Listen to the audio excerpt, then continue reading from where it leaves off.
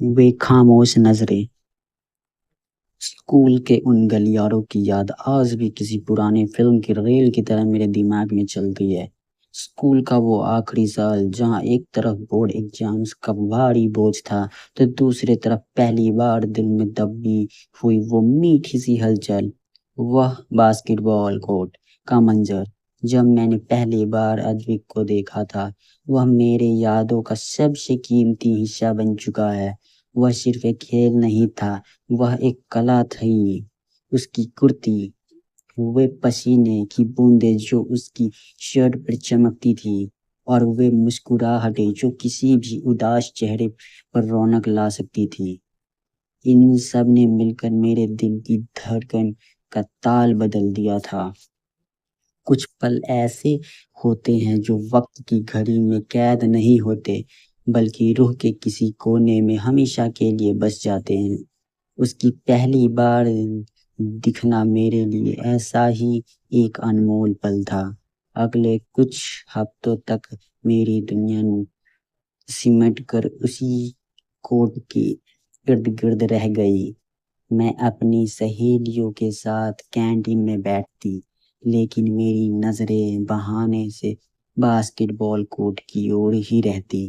جب بھی وہ شاٹ مارتا اور بال باسکٹ کے اندر جاتی تو وہ جو اپنی ٹیم کے دوستوں کے ساتھ ہائی فائی کرتا تھا، اس چھوٹی سی خوشی کو دیکھ کر میرے چہرے پر بھی ایک انچاہی مسکان آ جاتی تھی۔ میں اپنی نوٹ بک کے پیچھے اس کے نام کے اکشروں کو سجاتی، کبھی کبھی اس کے نام کے ساتھ اپنا اپ نام جوڑ کر دیکھتی، بس یہ جاننے کے لیے کہ کیا وہ سننے میں اچھا لگتا ہے۔ لائبریری میرے پسندیدہ جگہ تھی، لیکن اب وہاں بھی میرا دھیان کتابوں پر نہیں بلکہ اس کھڑکی پر ہوتا تھا جہاں سے وہ راستہ دکھاتا تھا جس سے ادوک اپنی کلاس کے لیے گزرتا تھا۔ وہ جب بھی وہاں سے گزرتا، میں اپنی سانسیں تھام لیتی، جیسے ڈر ہو کہ کہیں میری دھڑکنے کی آواز اسے سنائی نہ دے جائے۔ پہلی نظر کے پیار میں ایک عجیب سی عبادت ہوتی ہے۔ ہم سامنے والے کو جتاتے نہیں، پر اس کی ایک جھلک پانے کے لیے ایشور سے گھنٹوں گزارش کرتے ہیں۔ اس وقت مجھے سمجھ نہیں آتا تھا کہ یہ بے چینی کیا ہے، کیا یہ صرف ایک اٹریکشن ہے یا اس سے کچھ گہرا۔ میں اکثر سوچتی تھی کیا اس کے من میں بھی کبھی خیال آتا ہوگا کہ لائبریری کی کھڑکی پر بیٹھی ہوئی لڑکی اسے کتنا شدت سے دیکھتی ہے۔ میں اس کے ساتھ ایک خیالی دنیا بسا چکی تھی، وہ گلیاں جہاں ہم ساتھ چلتے، وہ بیچ جہاں ہم بیٹھ کر گھنٹوں باتیں کرتے، لیکن حقیقت میں ہم دو انجان مسافر کی طرح تھے۔ پھر آیا فیئرویل کا دن، وہ دن جب ہم ہر طرف وداعی کے آنسو تھے، لیکن میرے اندر ایک عجیب سا گھبراہٹ تھی۔ مجھے پتا تھا کہ آج کے بعد شاید وہ چہرہ پھر کبھی نہ دیکھے۔ میں نے اپنی سفید شرٹ پر سائن کروانے کے لیے مارکر سے پین لیا اور اس کے پاس جانے کی ہمت جٹائی۔ میرے پیر کانپ رہے تھے جیسے میں کسی بہت بڑے امتحان میں جا رہی ہوں۔ جب میں اس کے پاس پہنچی تو اس نے مجھے دیکھا اور مسکرایا۔ اس مسکان میں وہ ساری چمک تھی جو میں نے مہینوں سے دور سے دیکھی تھی۔ میں نے کانپتے ہاتھوں سے اپنا شرٹ اس کی طرف بڑھائی۔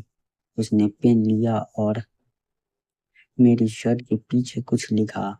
میں نے ڈرتے ڈرتے پڑھا، تمہاری وہی خاموش نظریں جو مجھے لائبریری کی کھڑکی سے ڈھونڈتی تھی، میں نے انہیں ہمیشہ محسوس کیا ہے۔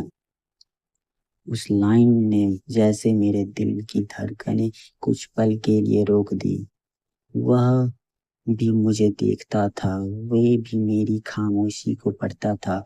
اس دن ہم نے بہت سی باتیں کی، ادھورے ہوم ورک کے بہانے اسکول کے उस वक्त टीचर की शिकायतें और कॉलेज जाने की वे डर और उम्मीद। हमने उस दिन अपनी दोस्ती का एक छोटा सा अध्याय लिखा, जिसे शायद कभी पूरा होना था, पर नियति ने कुछ और ही तय किया था। आज हम दोनों अपनी अपनी जिंदगी में बहुत आगे निकल आए हैं। करियर, जिम्मेदारी, शहर की भागदौड़, सब कुछ बदल गया है। लेकिन जब भी मैं अपनी अलमारी में किसी कोने से वे पुरानी स्कूल यूनिफॉर्म निकालती हूँ, तो उस पर लिखा उसका नाम मुझे आज भी उसी बास्केटबॉल कोर्ट पर ले जाता है। स्कूल के वे प्यारे सिर्फ एक एहसास नहीं, वे हमारी मासूमियत का आईना होता है। वे हमें सिखाते हैं कि मोहब्बत सिर्फ पाने का नाम नहीं, बल्कि वे खामोश लम्हे हैं जिन्हें हम पूरी उम्र अपनी यादों की तिजोरियों में संभाल कर रखते हैं।